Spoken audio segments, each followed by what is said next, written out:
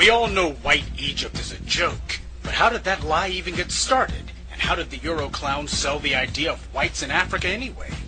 With Napoleon's incursion into northern Africa in the early 19th century, Egypt had finally come back to the white world's attention. While Napoleon's troops were busy giving the Sphinx a nose job, Francois Champollion, a fellow Frenchman, was deciphering the hieroglyphs. Both Champollion and Count de Volney attested to the Egyptians having been Africans. At this time, not even one European or Arab said the Egyptians were white, but then again Champollion and de Volney were not racialists. Unfortunately, it wasn't long after France reminded the white world of Egypt's glory that the white supremacists from the US and Britain rushed to Africa. The white world hadn't taken an interest in Egypt since the time of the Romans, and the Europeans had never cared about Egypt at all. So why the sudden interest? What had changed? What had changed was that there was now a white supremacy myth that was the flimsy glue holding the white world together, and these twisted minds converging on Africa realized that myth was about to come undone. But the white revisionists had one major advantage: the public's ignorance. Black Egypt was merely common knowledge in the global mind, not an established fact. Since mass production of books didn't exist yet, the public had no specific pictures of the Egyptians' own artwork or translation of their writings to attach blackness to. It would be no problem for the revisionists to get the white academic world behind them. After all, the doctrines of black inferiority came from white universities.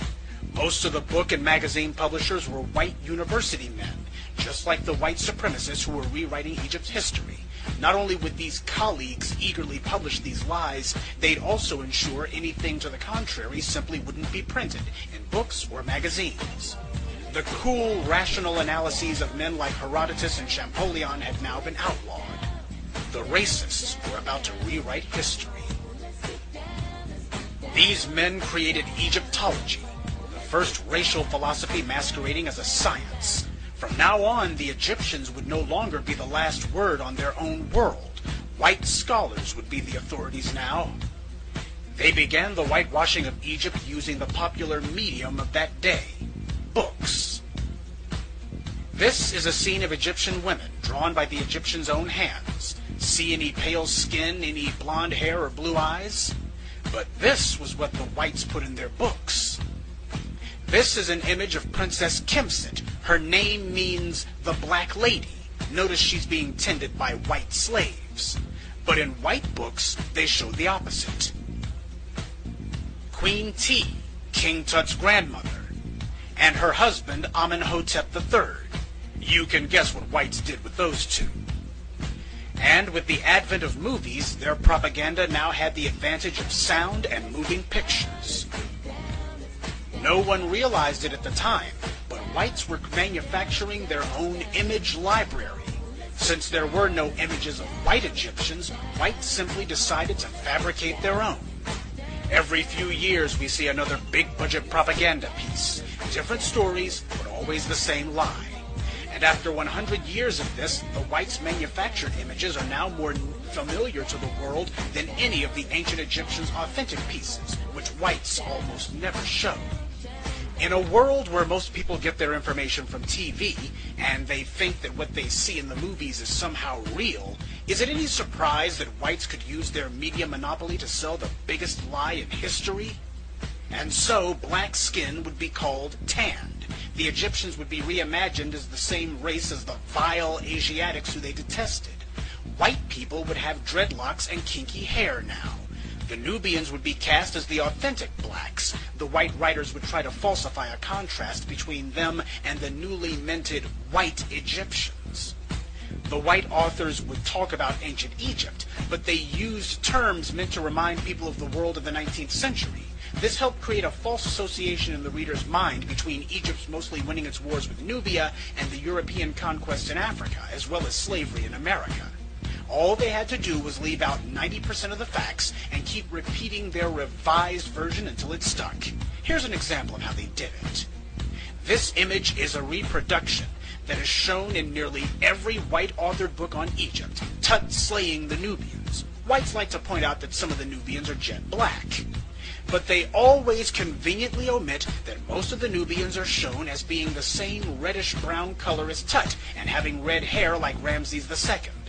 And not one of those books will dare show the image on the other side of this funerary box found in Tut's tomb, because it shows Tut riding his chariot over whites who don't look anything like him in form or color.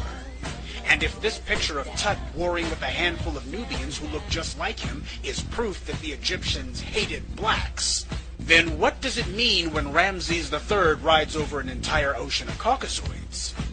For whites, it means, no way in hell are we going to print this. This image of a rough-looking black prisoner is another white favorite, because of his full lips and flared nostrils, even though Nefertiti has the same features. And neither one of them looks like this white slave. Here's another picture you'll see in all the white books on Egypt. And here's one you won't. White POWs being tortured. Ramses killing a white man while his wife watches in admiration. No Nubians were ever treated like this. Ramses has 3 captives, but only one of them is black. The other 2 are Asiatic and Semitic. Thutmose III has so many whites by the hair you can't even count them. Pictures of the Egyptians torturing and killing whites far exceed the handful showing the same old pictures of Nubian POWs. Yet white writers rarely mention whites as slaves or prisoners. They only say a few sentences about that, and of course they never show the pictures. This is a 200-year-old propaganda war to achieve one sole purpose: deceive the reader into thinking of Egypt and black as 2 separate things. And 2008 was no different. After 30 years of African-American scholars proving Egypt was really black, National Geographic put out this feculent propaganda piece. Instead of calling it the Nubian Pharaohs, which at least would have been accurate, they called it the Black Pharaohs, still maintaining the lie that Egypt was white. The caption on this picture says, "Did Queen T have Nubian ancestry? This bust, darkened with age, inspired claims that she did." That's 3 lies for the price of 1. First of all, what proof do they offer that this bust has darkened with age? None. No scientific analysis, no tests of any sort.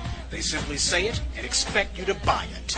And they don't give us any Egyptian writings or scientific analyses to support this Nubian tea crap either. So who's making these so-called claims then? The editorial board at National Geographic. That's who. They just insert their own unfounded racist opinions into every article and act like that alone is proof. If they're going to say one of Egypt's most celebrated queens was a foreigner, shouldn't they have to back it up with something? What if a black person said, "Was Queen Nefertiti Asiatic? This bust, which has faded with age, has inspired claims that she was." National Geographic would run a front-page story challenging that the sculpture had faded and demanding to know exactly who made those Asiatic claims. Here's another question.